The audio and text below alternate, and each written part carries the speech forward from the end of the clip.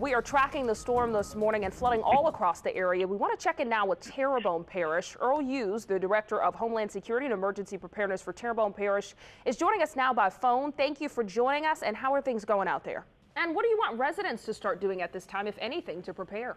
It's impossible not to love this kid, Mike. Jarius Robertson, as you said, is gearing up for his big trip to Kansas City with the Saints. But today he wanted everyone to come here to Ochsner Hospital for Children to talk about the importance of organ donation. As he reminded me today, he's a celebrity now, but he doesn't want everyone to forget that he is in need of a liver transplant. So even though most of the water has gone down drastically in Robert, there are still roads like this one where you see this car stalled trying to pass through.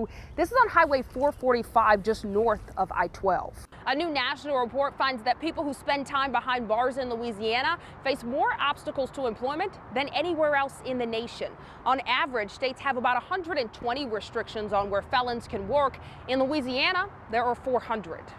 It is Shark Week on the Discovery Channel, but you don't just have to enjoy it on TV. We have an amazing aquarium here. Right, when you visit someone, you bring them a little treat. And I think that this guy, that big guy up there, would really like this one. So here it is. Here's our little present for the sharks this morning.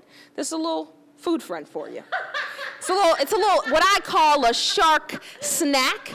It's delicious. And to tell us more about Eliza Hamilton's story is Jess Danhauser, who is the president of Grand Wyndham. It's the organization that Eliza Hamilton founded more than 200 years ago now, and such an amazing legacy, of course. Broadway's Hamilton has been such a big hit. How has that helped Grand Wyndham?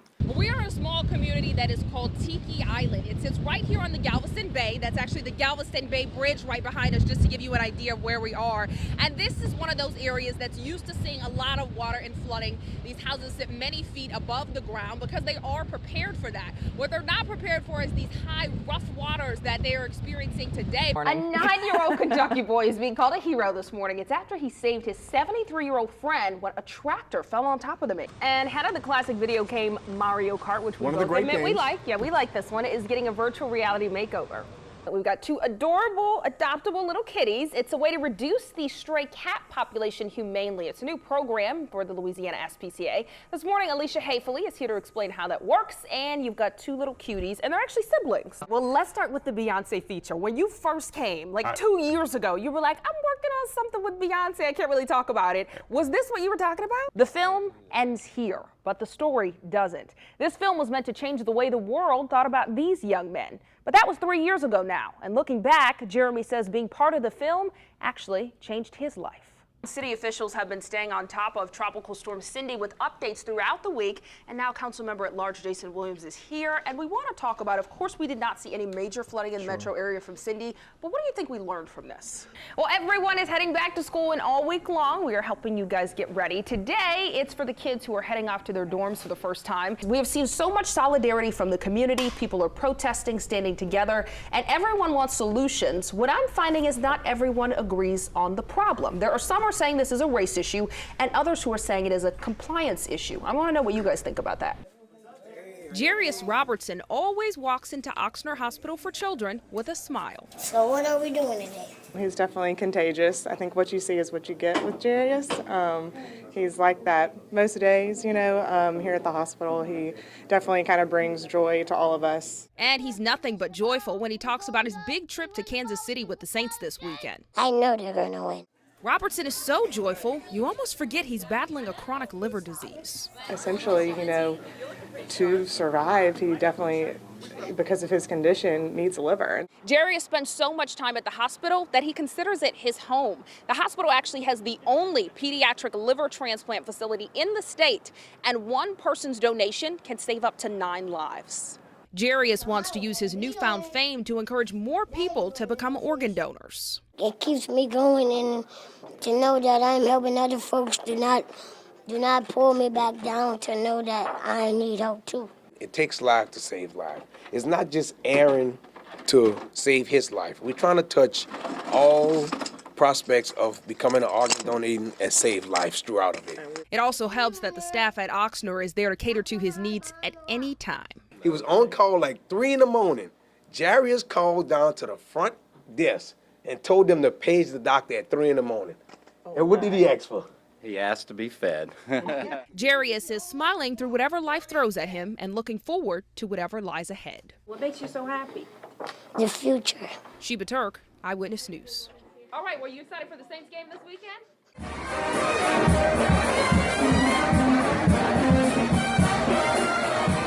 Just take a look, and it's obvious why videos of this young lady second lining around New Orleans are going viral. When she's dancing, it's hard to focus on anyone else. Her footwork is simply mesmerizing. But who is she? I'm lit.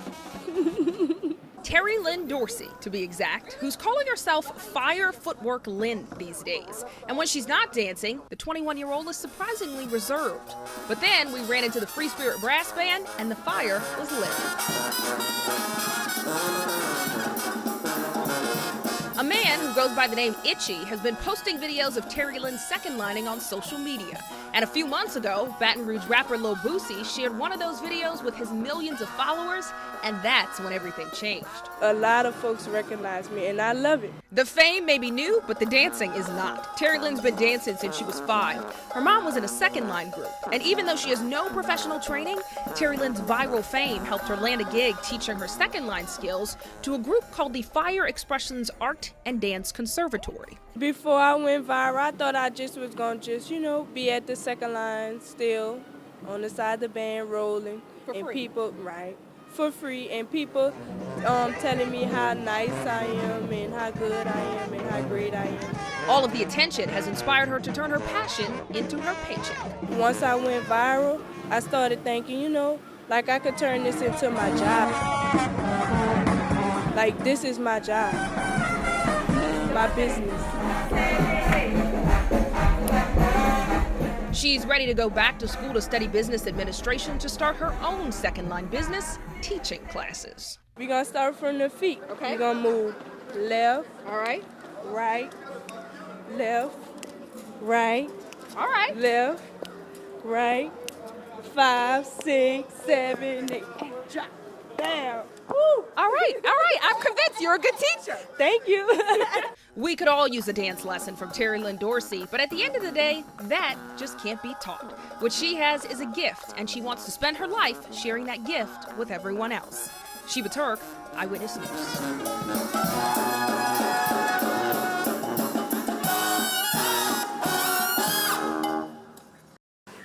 It was just another early morning of drinking and gambling for patrons of the Lamplighter Lounge in Metairie. But in less than 50 seconds, things took a frightening turn when an armed robber walked in. The bartender saw him next after me. He said, "Give me what you got."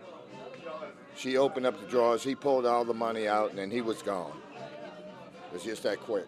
And the gunman didn't say anything to the 7 or 8 customers who were inside the bar at the time. He was totally covered. He had sunglasses on. His face was totally covered. A hoodie on. Dee Sullivan is the owner's sister, and she says she never thought something like this would happen in this bar.